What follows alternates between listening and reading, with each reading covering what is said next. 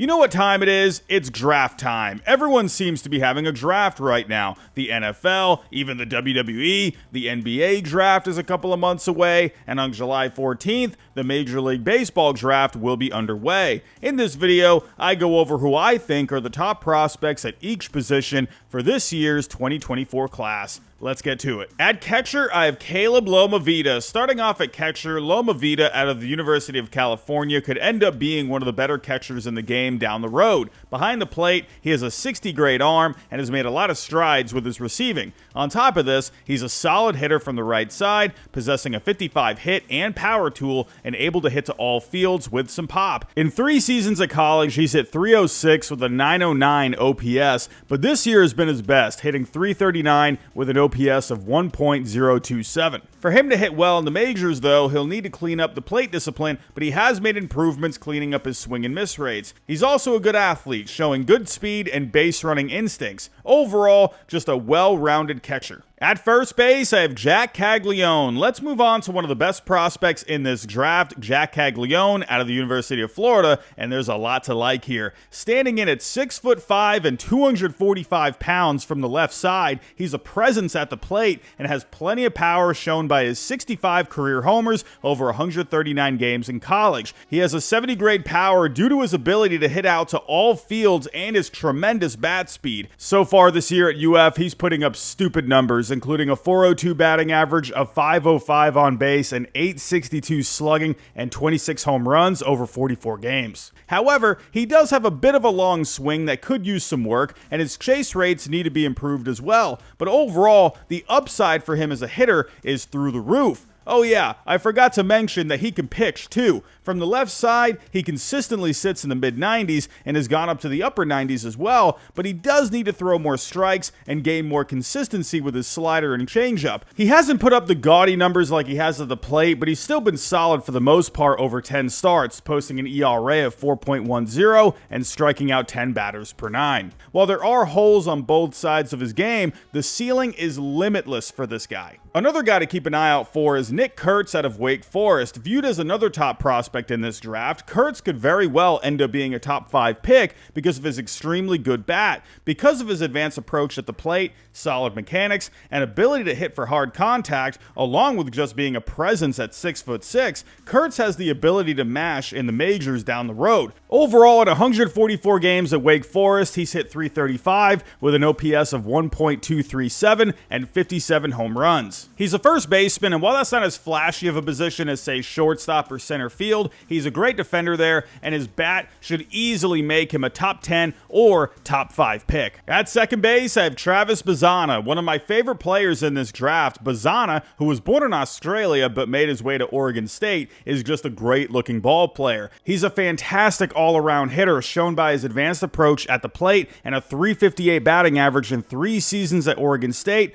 with a 1.135 OPS and 38 homers. He's also a great athlete, showing great instincts on the bases. While he does seem limited to second base in the future, he plays the position very well. Also keep an eye out for JJ Weatherhole out of West Virginia, who's mostly played second base, but is playing some shortstop this spring. He's also viewed as one of the best pure hitters in this draft and was given a 70 hit tool. He has an excellent approach at the plate and can hit to all fields with ease. At third base, I have Cam Smith, one of the more underrated prospects in this draft in my opinion. Cam Smith out of Florida State has the ability to be a good power-hitting third baseman down the road. He has plenty of raw power, and while there were issues with his approach at the plate, he's really worked on it and is chasing pitches out of the zone much less. And it's really showed this year at Florida State. He's having an insane year, hitting .399 with a .478 on base and a slugging of .640. While he's not the fastest runner, he has a great arm and should handle third in professional ball just fine. Another guy to pay attention to is Billy Amch out of Tennessee. While Smith is more power over hit, Amch is more hit over power. While he does have a simple but strong swing, he's very aggressive, which could lead to either a lot of hits or could get him in trouble with his plate discipline. At third base, he'll handle the position well, and he has good work ethic, but he's pretty average there at best, and he could end up at first base at some point. At shortstop, I have Bryce Rer. Bryce Rer out of Harvard-Westlake High School in California might be the best pure shortstop in this class, possessing great great range and a plus arm. As for the bat, Rayner has shown some high exit velocities and still has room to fill out his 6'3" frame.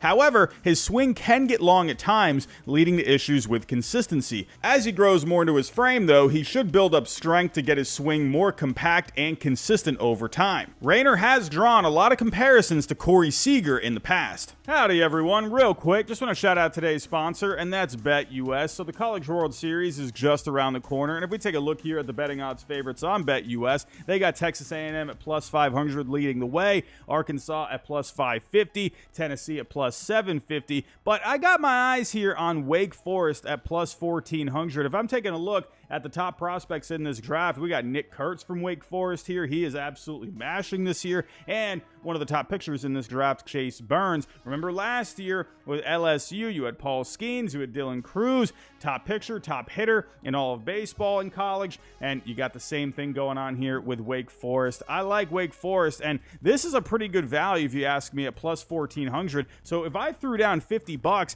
that would win me $700. That is not too bad if you ask me. I think that's a bet worth taking. So I've placed that bet. But make sure if you go to BetUS and go win yourself some cash, make sure you play responsibly. That's the most important thing. But go check it out. Go win yourself some cash. And it really does help support the channel by going to the link down below, signing up, and you get a 125% bonus on your first 3 deposits. So make sure you take advantage of that. So without further ado, let's get to the video. In left field, I have Charlie Condon. As of right now, Condon out of the University of Georgia is the #1 draft prospect on Baseball America and MLB Pipeline, and for good reason. Standing in at a whopping 6'6", he's one of the best sluggers in the class, possessing plenty of power and bat speed. Because of his size, leverage, and ability to keep his swing compact, even balls that he doesn't hit well could still leave the yard. He combines this with solid plate discipline. At Georgia this year, he's put up insane numbers, hitting .456 with an OPS of 1.651,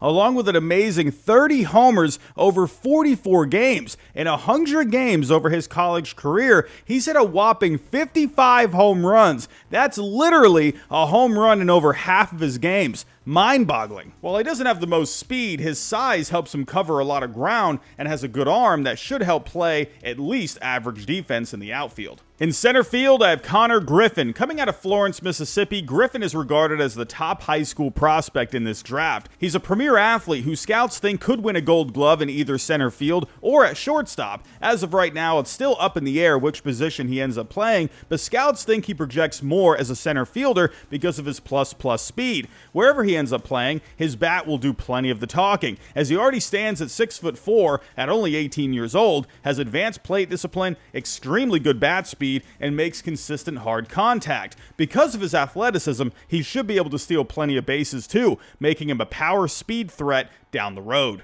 In right field, I have Braden Montgomery, a switch hitter out of Texas A&M. Montgomery has made huge strides since his freshman year. While he can hit from both sides, he hits better from the left, showing plenty of power and the ability to hit to all fields. While he has had swing and miss issues in the past, it has gotten better over the last couple of years, but he still needs to work on hitting breaking balls more consistently. In 3 seasons at college, he's hit .328 with an OPS of 1.108, and he's having a monster year this year, hitting .365 with a .438 on base, a .669 slugging, and 23 homers. His best tool is his arm, though, which earns a 70 grade and should profile well in right field down the road. At pitcher, I have Chase Burns. Last but not least, let's get to the pitching side of things and talk about Chase Burns. When you watch Burns on the mound, it's hard not to get excited when you see his velocity and stuff. While he does have a high arm slot scouts are a little weary about, he makes up for it with upper 90s velocity and a tremendous upper 80s slider that gets plenty of swing and misses.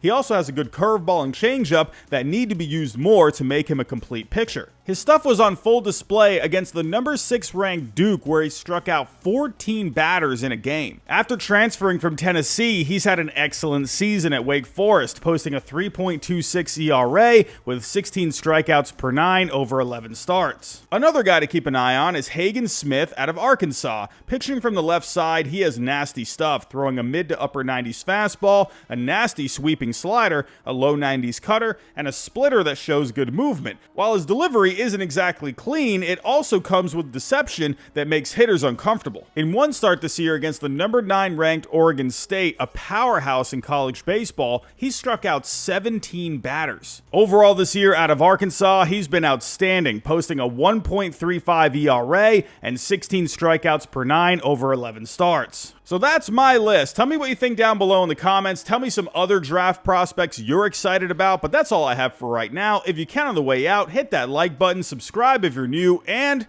I'll talk to you next time.